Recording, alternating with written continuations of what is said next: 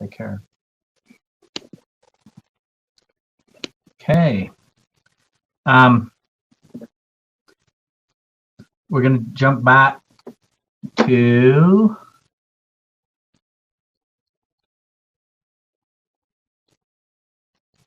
Deputy Superintendent Scott Jones. Are you ready to take on the Education Funding Constitutional Amendment G? You have a report? Chair. Yeah, Chair, I believe Deputy Superintendent Stallings is the lead on that. Dale Frost is we have financial. She is. My mistake. No, it's all good. We're one team, and you know I like doing it. So we're ready for you, sir. We're ready for the presentation. Over. Okay, Deputy Superintendent Stallings. Great, thank you, Chair. Like Scott said, we are one team, and Dale Frost and I will be leading or facilitating the board's discussion of Constitutional Amendment G. I am hoping you can see the slide that says Constitutional Amendment G right now. I just had to change screens. Is that what you're seeing, Chair Huntsman? Yes. Great. So we're going to give a brief overview of the constitutional amendment as well as two related bills that were passed during the general session, as well as one that was passed during a special session in June. So first off, just as a reminder and a refresher, you'll remember that the legislature passed SJR 9 and HB 357, which are tied because the bill HB 357 is contingent upon SJR 9 passing. SJR 9 has now been renumbered, or is also known as the Constitutional Amendment G. And so here you can see the actual language of Constitutional Amendment G. What it does is it expands the uses of income tax to support children and to support individuals with disabilities. Some of the information that I'm also going to remind you of are some of the details that are within HB 357. So some of these bullets apply to SJR 9 or Constitutional Amendment G. Other bullets apply to HB 357. So just as a reminder, the Constitution will allow income tax revenue or education fund money to be used for purposes of supporting services for children and individuals with disabilities. At the same time, HB 357 will take effect, which will allow or provide automatic budget increases to be included in the base budget in the amount equivalent of enrollment growth and an inflationary amount.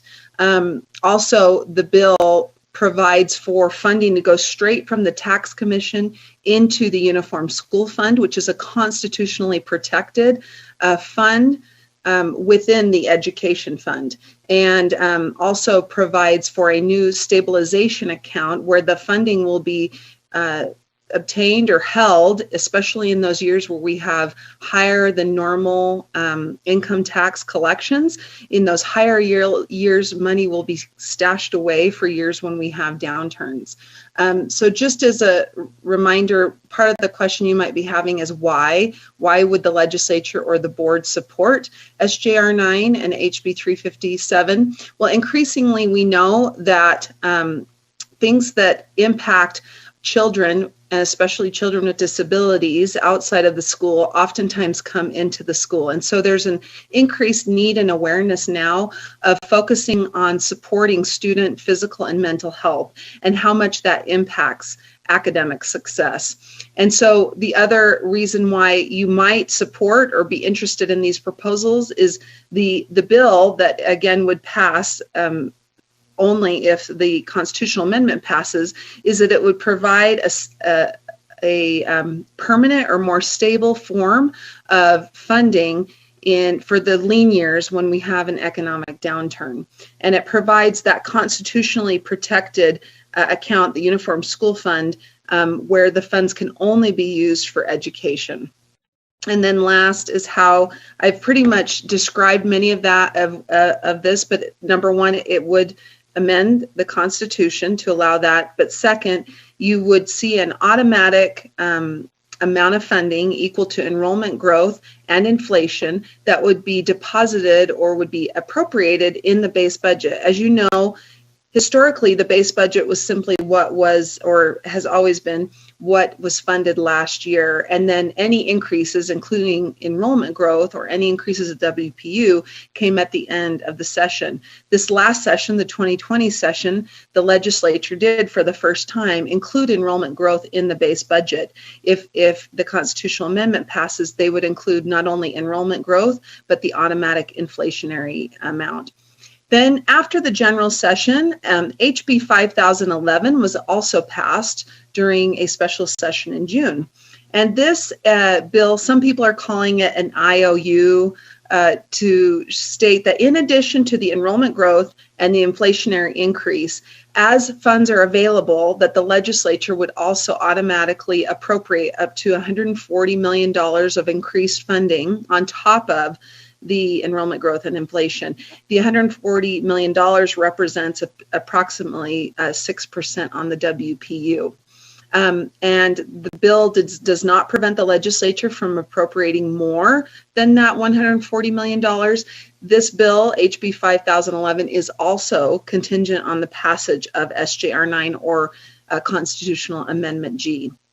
So now I'll turn the time over to Dale Frost to explain some of the financial implications before, and then he'll turn it back to me at the end just to make some final comments. Dale. Dale. Thank you, Angie.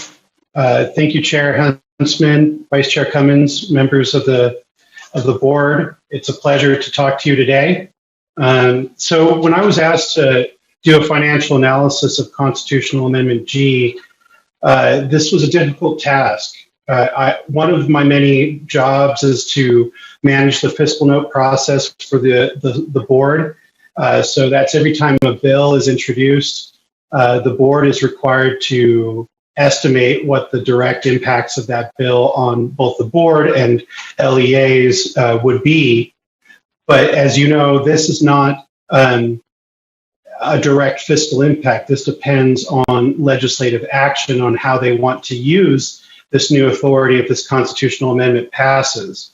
And so, though at the same time, I don't think it's sufficient to say, well, we just don't know what the financial implications are. So to do my very best to help you understand all of the parameters financially for these measures, I'm giving you a number of considerations, some implications, and trying to at least paint a picture of what the possible outcomes, and let's look at history with the constitutional amendment that allowed higher ed to access the education fund. So that's kind of my purpose of this part of the presentation. So the first question, and I think it's the most salient question for SJR 9 or Constitutional Amendment G, is as new revenues become available, how much appropriated from the general fund right now would this enable to be transitioned to the education fund? And next slide, please.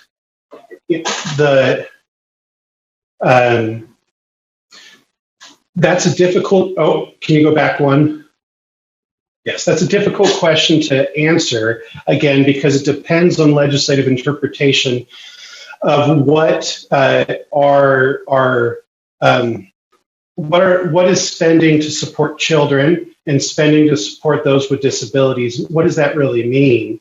But I did my very best. I'm not an expert by any means of the state budget for health and human services, but to kind of paint a picture of what this could look like. Next slide.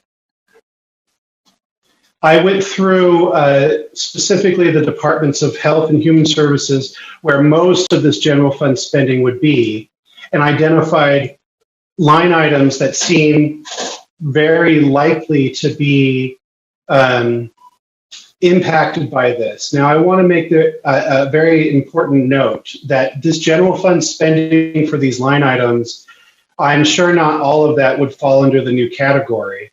To kind of give you, and I think it's good to a little refresher on what is a line item versus a program. The budget is built by, the state budget is built by line items. To give you an idea from our budget, so the minimum school program that we're all familiar with has 3 line items, and within those 3 line items, there are actually 57 programs, each that have their own authorizing statutes and rules and requirements. And so I did not go through each of these line items to try to identify each program. And even within each program, there may be some spending that could be appropriate and others that wouldn't be. But here's $480 million. A portion of that would likely fall under this new category. Next slide. So, and then there's probably other general fund appropriations that could fall under this category. So my best estimate is somewhere in the $200 to $400 million range. And I know that will be up to legislative and legal interpretation and will probably take place over a long time to identify exactly what those sources are. But hopefully that can kind of paint a picture for you of what we're talking about on the types and amounts of funding that could be transitioned over time. Now, the next point I want to make, next slide, please, is the timing of this. You know, when would this occur? I think there are some folks who think that, you know, immediately the education fund would take on $300 million of new spending. That is very, very unlikely. And let me explain why and why I think it will only be new revenues, and it will take place likely over many, many years. And to explain why I believe that's the case, I think it's good to look at the higher ed example. So go ahead to the next slide. And in your board backups, there's actually more data. I didn't want the graphs to be unnecessarily busy. So all of the data that I'm going to be talking about is in the board backups. So go ahead and go to the next slide. As you are aware, in 1996, a constitutional amendment passed to allow higher education to be costs to be paid for out of the education fund. And one of the things that I looked up was how much general fund went to the systems of higher education in 1996, 97, and that answers $418.9 million. So there could have been those folks back then who were worried that $400 million would immediately go into higher education, but that's not the case. So it actually took a long time, and these are the proportions of education fund between public and higher ed. The specific dollar amounts, again, are in the backups. So it was very, very small before 1997, and then it went up. In 97 was 50 million was appropriated from the education fund to higher ed, then it went to 108, then to 171 million, and it peaked out in 2001 in that first part at 345 million. So it was still less than that 400 million. And then interestingly, during that, you know, Angie mentioned that income taxes are inherently unstable, and you can see that that the proportion of higher ed funding actually went down significantly in 2002 and 3. It actually went all the way down to 18 million in 2003, and then slowly increased again. The first year that it was actually greater than that 418 million was 2007, so a decade later. And it's clear, especially if you look at the appropriations on that backup, that the education fund appropriations to higher ed have fluctuated a lot more than public ed, which suggests to me that the legislature has tried to protect public education and has reduced appropriations for the education fund from higher ed first. And so we're likely to see that same kind of trend continue. And I would argue that it's likely to be the case for this new spending priority if the constitutional amendment passes. So go ahead to the next slide. The other thing I wanted to show you was the three main revenue sources for the public higher education system. That's general fund, which you see in blue.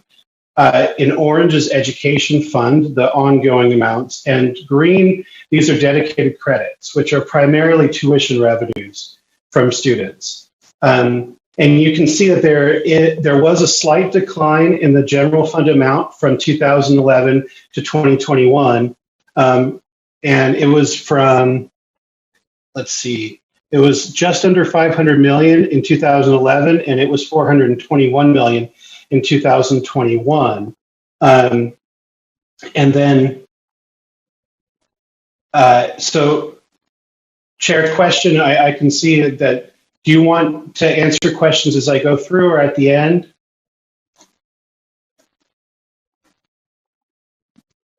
Why don't you finish, and then when you get to the end, then we'll open this up for questions for board members.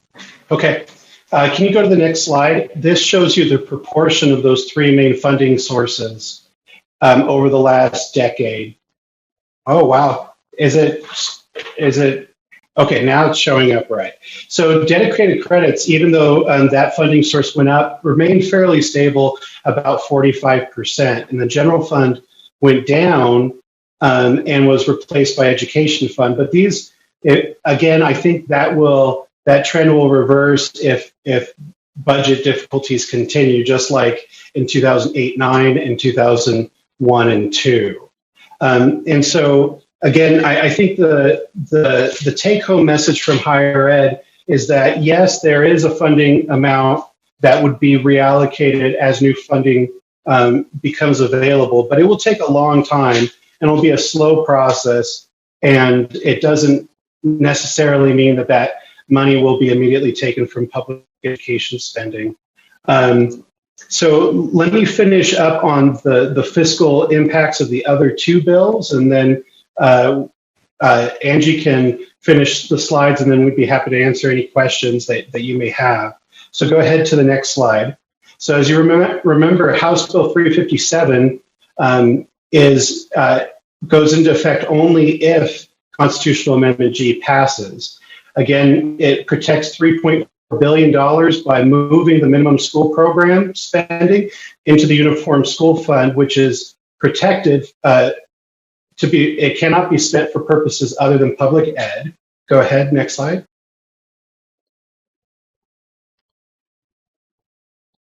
I think yep.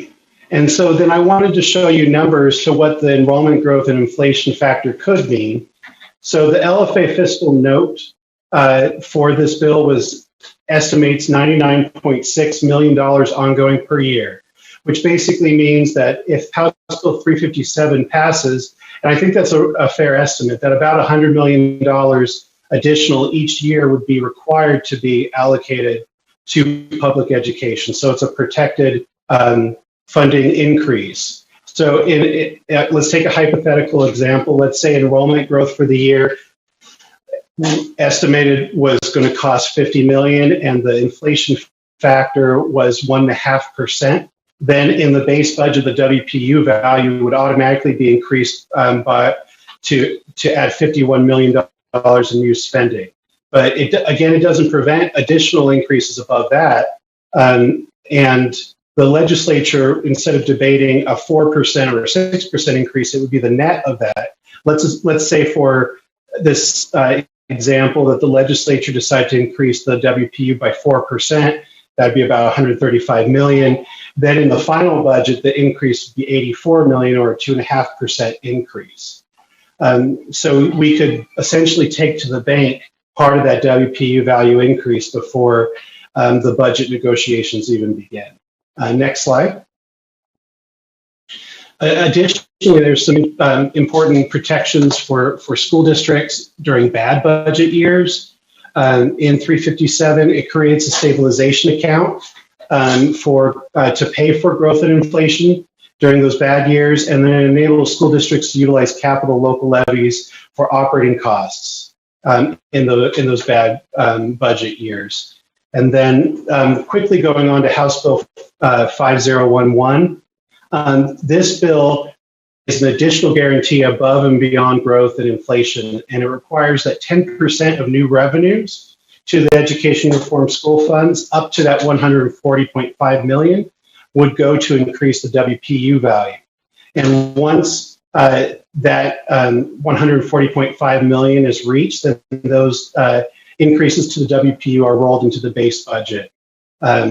So let's look at a hypothetical for this bill and add that on top of House Bill 357. So we had already talked about this 50 million in enrollment, let's assume. And again, these are not real numbers. This would be a hypothetical in inflation. And let's say for fiscal 22, the state estimates 250 million in new revenues to the education fund.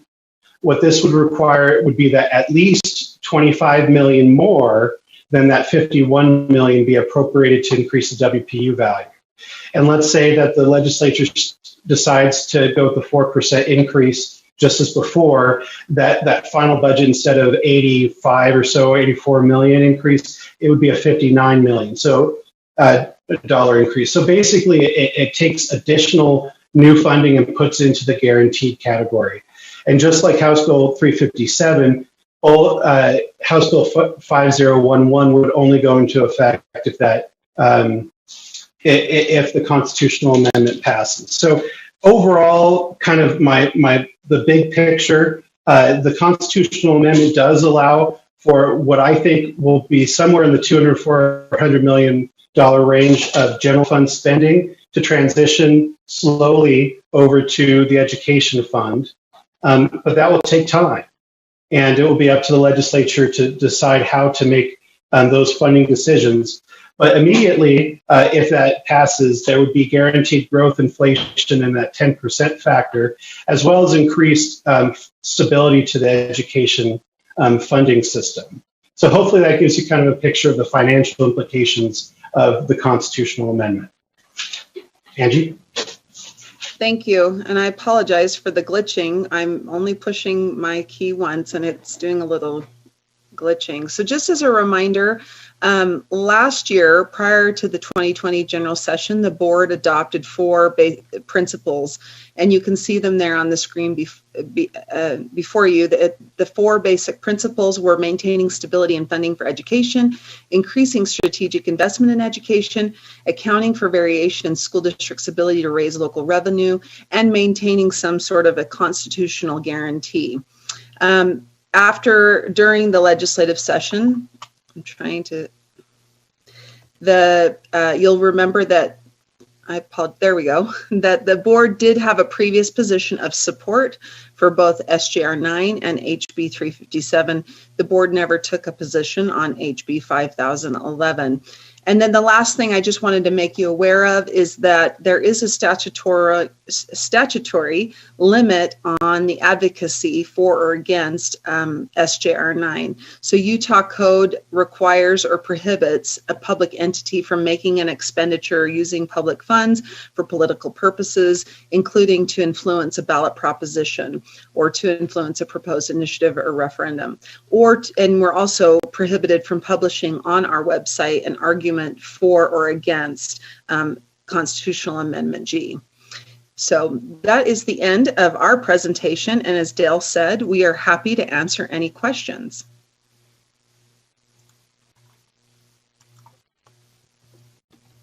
Thank you. And this is all just deja vu. It seems like we were just having this conversation a month ago, back in the past legislative session. I have a few hands up. We'll start off with Board Member Lear.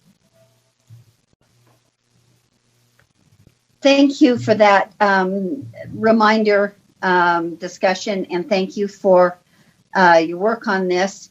I have several questions. If I can go ahead and ask them, they're mostly not long answers, Chair, if that's okay. And then if you want to stop me, because I know others would have questions. Or How many questions do you have, Board Member Lear? I have 1, 2, 3.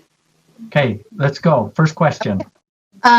First of all, and a comment first, I did not support this to begin with, and I still do not support this, primarily because of the process, which I feel board members were blindsided and not really able to have a full discussion before the board voted. So I still, based on process, I really still do not support this. That's my first comment.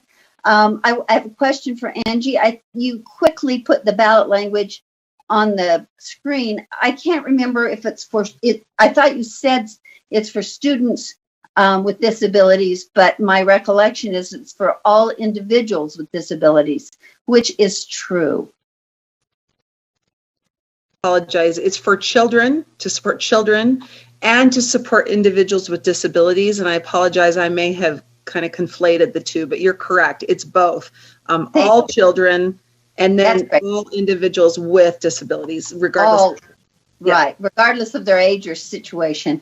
And secondly, and individuals' disabilities is a pretty broad category that's undefined.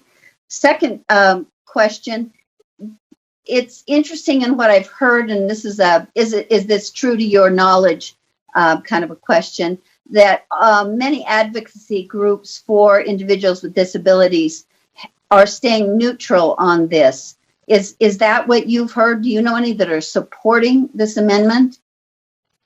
You know, Chair Lear, that's a good question. I haven't been following their positions. I have read some articles that have stated the same as what you just stated, that they did not publicly come out in favor necessarily. And so I guess, I think I know about as much as you know. I can't give an informed answer other than what I might have read in the news. And the information I have from only the Disability Law Center specifically is that the Disability Law Center is staying neutral on this, which is a pretty strong message to me about the concern they might have of the either implications for not supporting it and the possible retaliation, or the implications for supporting it and having it go south. That's a concern for me. Last point, you both, Dale and Angie, used really cheerful words, I thought, like requires and protects.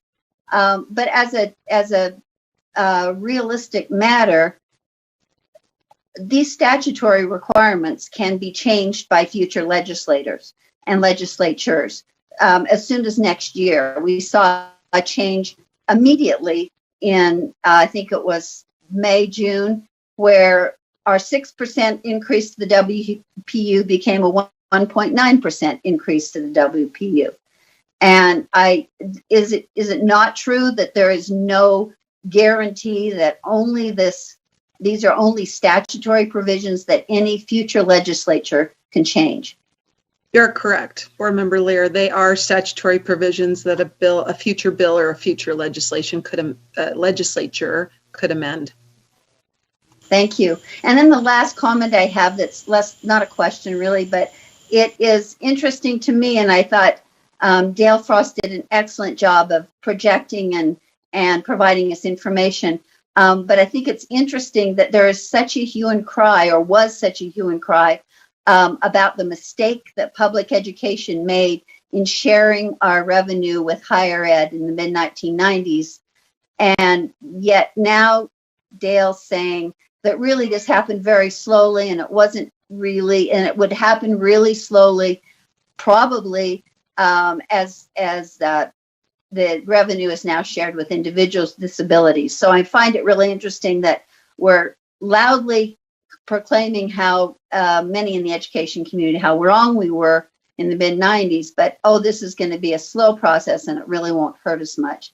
So I don't support this amendment. I understand very clearly the last 2 points that Angie made about any public dollars being spent, but I still continue to have grave concerns that this won't go well, and I'm not voting for it personally.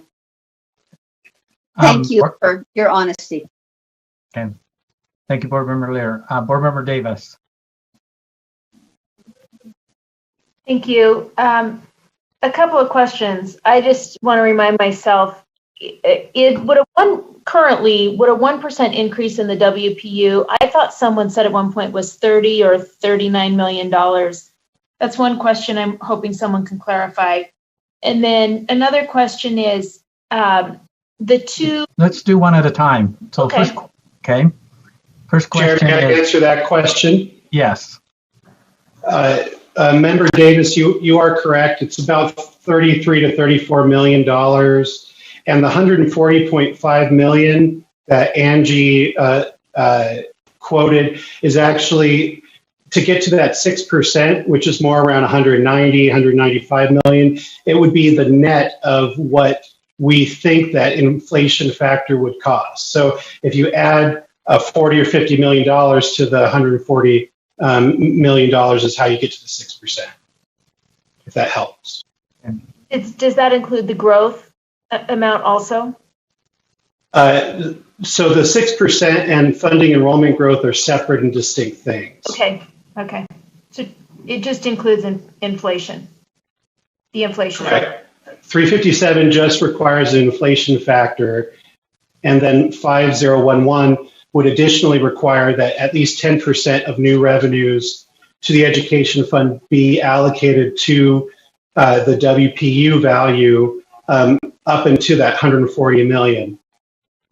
So what percent would that be at the 140 million? If it would take 190 to get to 6%, what would the 140 be? I guess I could do the math myself. 140 million more or less is about 4%. 4%. Okay. Right. Yep. Okay. So that would be required as a minimum each year, total WPU increase. Yes, that would be a floor, not a ceiling, for the WP value increase. But Dale, may I ask a question? I apologize, Chair. I think I heard a question from Board Member Davis. I think she was asking if the 140 would be each year. I think the 140 is just one time, correct? Or is it every year? No. So the every year piece would be that there would be an inflation factor required, and that enrollment growth would be funded. And then there would be this, it really depends on new revenues. If we have a gangbusters year, then you might be able to get to the 140. But yeah, it would probably be over time that would be funded. And then that would be a one-time ongoing increase. I think the intention is to get us close to that 6%, but I don't want to speak for the legislature. The numbers bear that out. So the 10% is one time, or there would be a required 10% put toward WPU every year? There'd be a required, so kind of going back to my example, maybe if you go back to that, Angie. So let's say that for that 1 year, there was 250 million in new education fund revenues.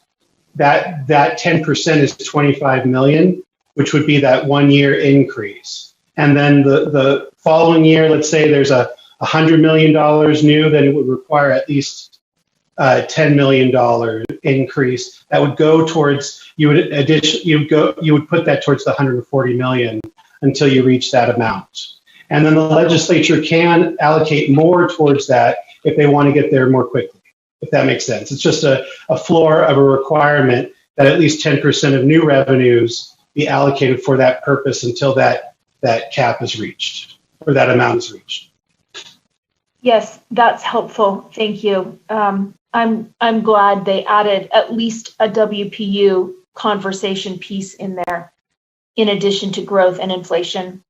My other question is, the statutory pieces are contingent on SJR 9 passing.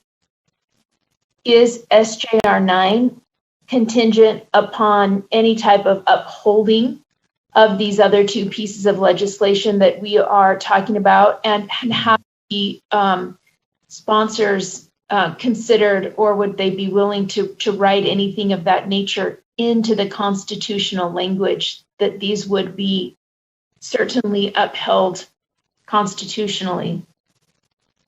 I could answer that, Chair. Okay, Nancy. That was a discussion during the session, is whether there was some sort of constitutional language that would have required a growth or inflation to be funded. And at the end of the day, the legislature resisted that, or it didn't happen.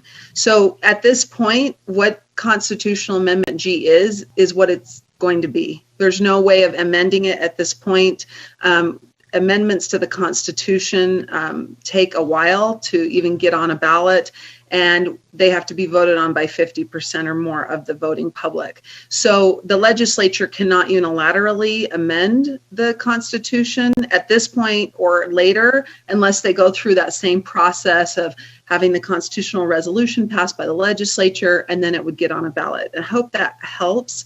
But to answer your question, SJR 9 is not contingent on anything other than 50% plus of the voting public passing it. That's the only contingent, but it's not related to any bills.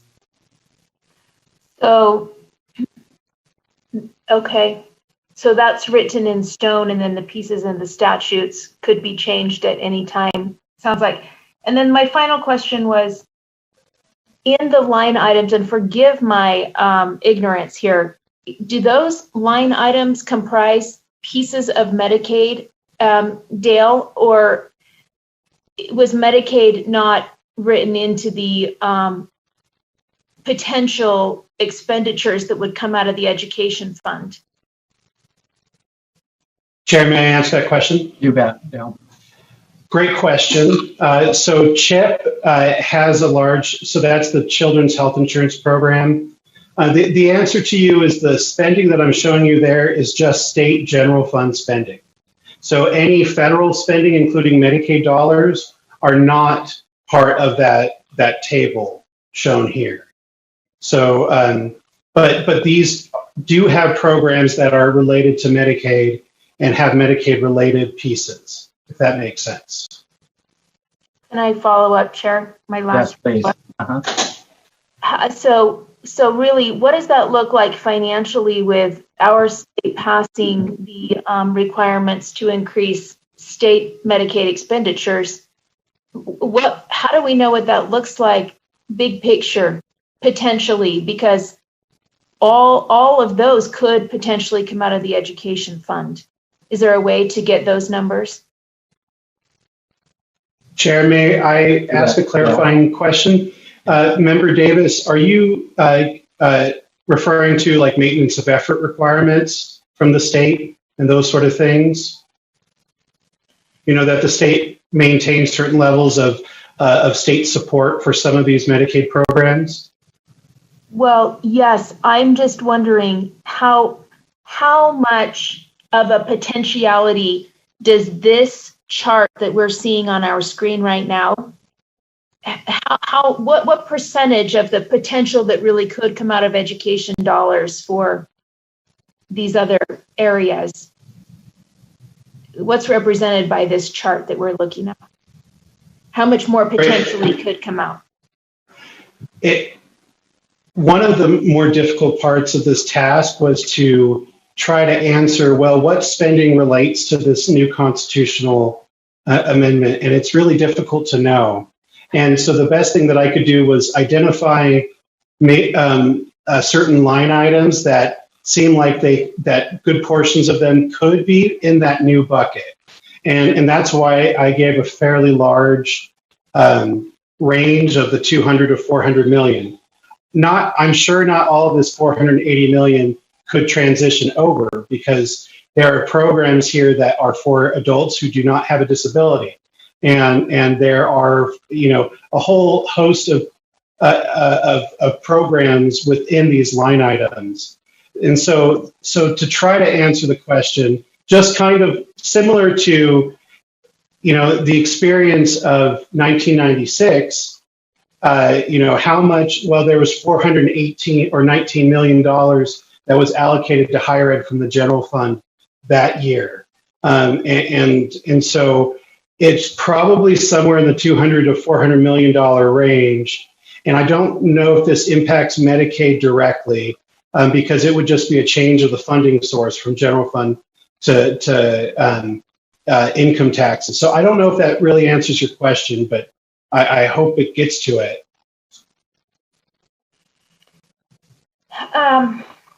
Yeah, it's just hard to see the real big picture, but I certainly appreciate you. Thank you for that. I think my bigger, my thing that I'm pleased about is that there is added more WPU conversation, which was the one piece I felt like we were missing the last time we voted on and discussed this. But the area that I'm chagrined is that that decision was made not to add in the constitutional language any type of guarantee that these things that they're saying are going to take place now will continue to take place, because as we know, these laws are very fluid.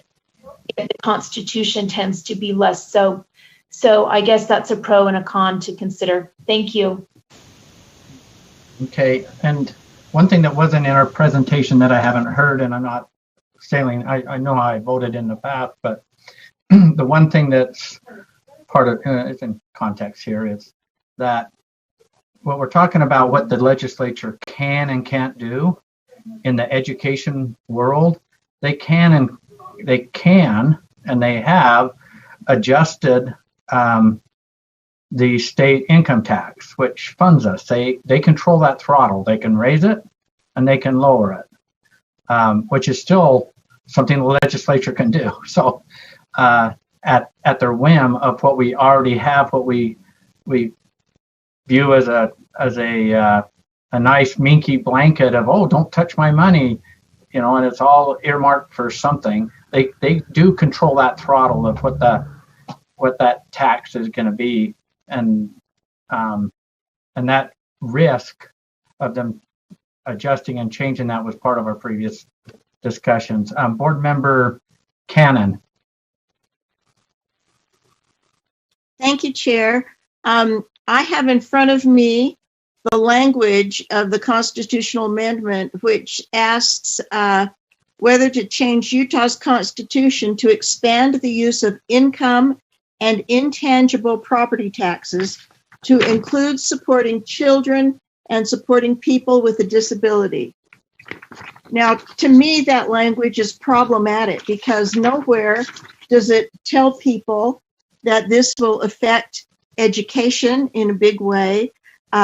Nowhere does it indicate to people that the guaranteed taxes that go to education will now be no longer guaranteed. Maybe Angie could respond. Do you know who created the language of the amendment that's on the ballot? And it mentions here intangible property taxes. Can you give me a definition of intangible property taxes? Yes. Well, first, I think the people who prepare the language, I am trying to remember if it's the legislature's general counsel in conjunction with the governor's office. It's probably the lieutenant governor as being the one in charge of elections. So it's both. I believe it's the governor and the legislature's council. They draft that language, and that's what's put on the ballot. The second question is intangible does it say intangible personal property or just intangible property? Intangible property taxes.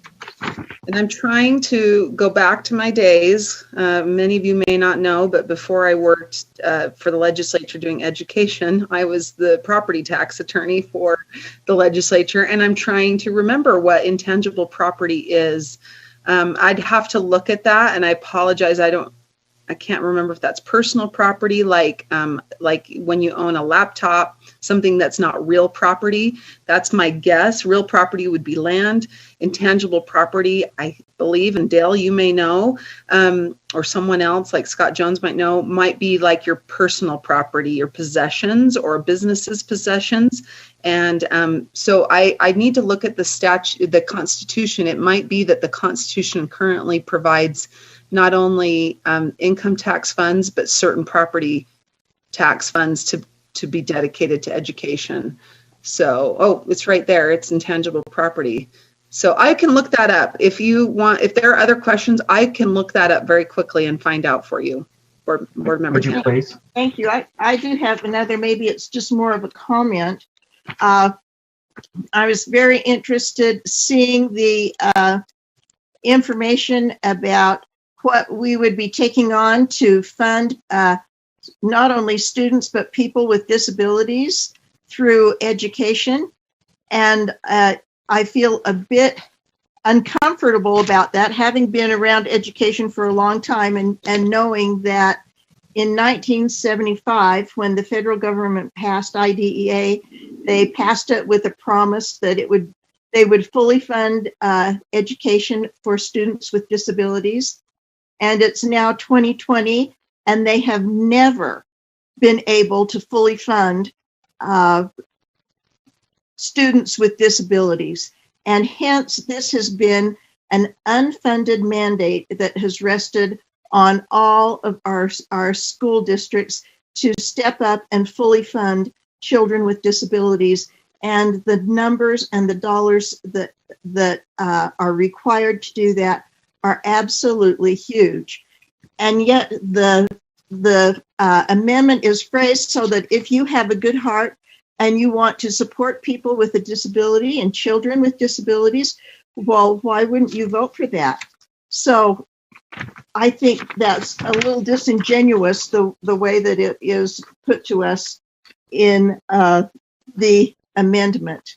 And just FYI, I'm not in favor of this. I think we will find ourselves in another situation like we did when we shared our taxes and education fund money with higher ed.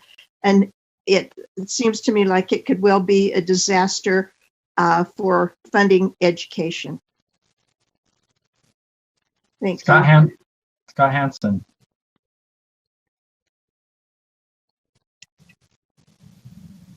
There we go. There, I'm unmuted.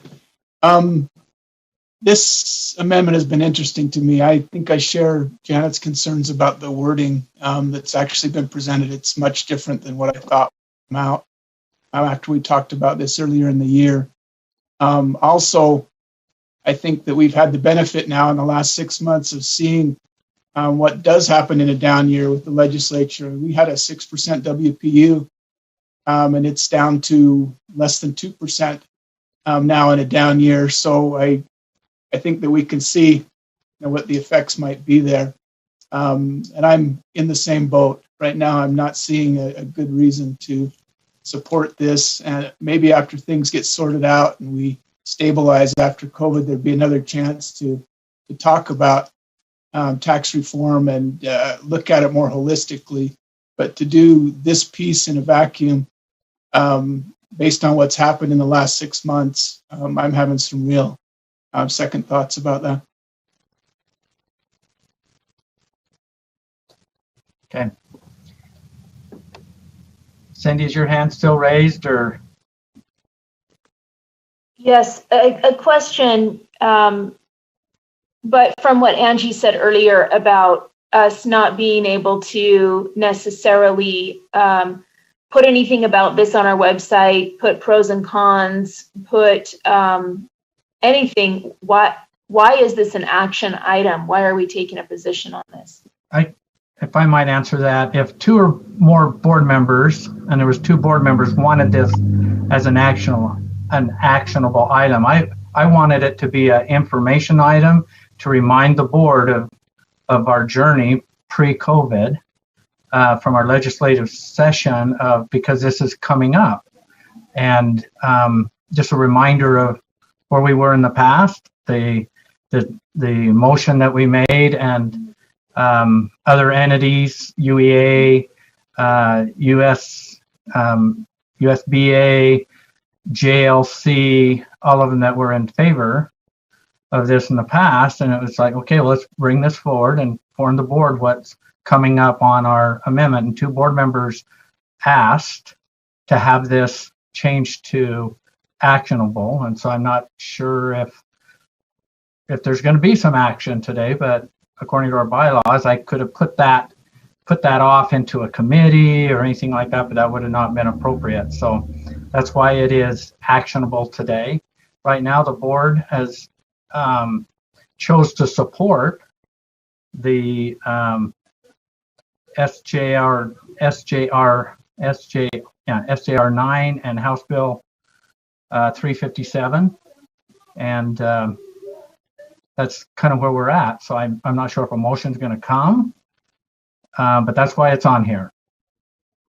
That answer your question? Board Member Davis? Yes, that helps. Thank you.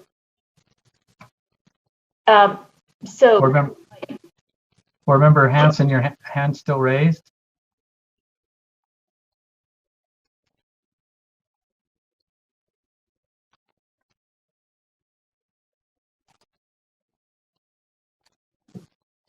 So I'm not seeing any other questions or comments or anything on this.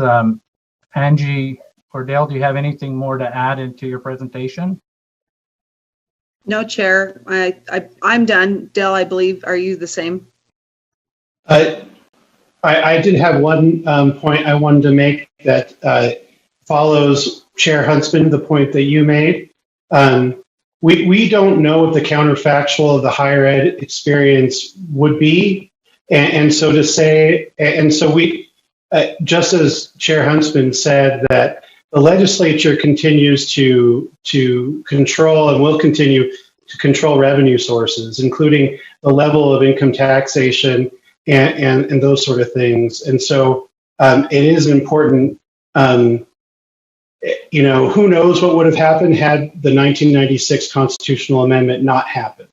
But again, not trying to pass judgment on this, and it's just, it's hard to know. That's why I tried to, at the very beginning, couch this analysis in that there's a lot of variables and unknowns there, but to try to at least inform the debate and the discussion as much as we can.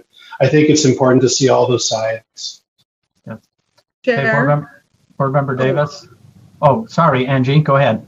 Just one thing, something that Dale brought up that reminded me, you know, in 1996, there was not an equivalent HB 357. So that's something else to consider. Had the 1996 amendment had something like HB 357 and HB 5011 in place, we also may have seen something very different. So something else to consider in the differences between this constitutional amendment versus the 1996 amendment. There was no statutory, granted it's statutory, but there was no statutory guarantee of funding moving forward with that constitutional change. Board Member Davis.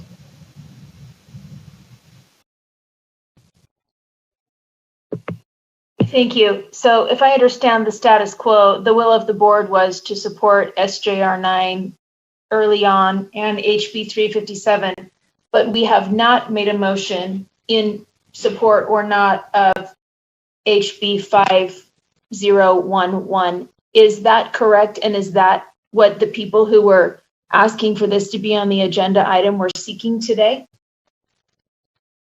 The people that were asking to have this change from an information to an actionable. So there, if somebody's going to make a motion, you know, this it can happen under this topic. So does that help you, Board Member Davis?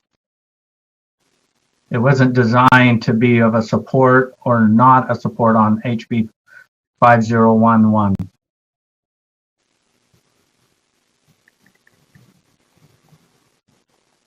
Okay. Board Member Lear? Yes, I'm sorry to speak again, but I was one of those people that asked to have this as an action item, just so the board would have the option. I am not prepared. I, as I said, I oppose this. I oppose it vehemently, personally. But at this point, I think we would be doing a greater disservice to our education partners to vote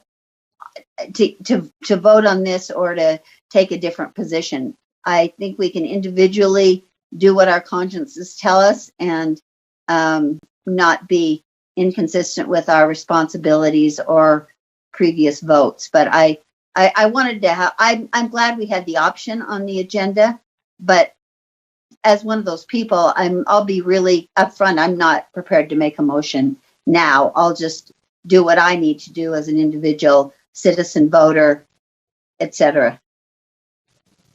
Thank you.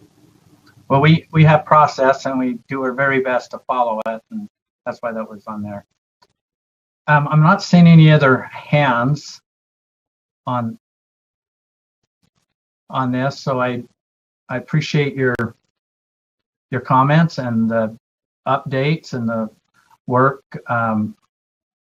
Deputy Superintendent Stallings and Dale, and refreshing the board's memory on something that seemed like it happened just yesterday, but sometimes it seems like it was a long time ago. So thank you.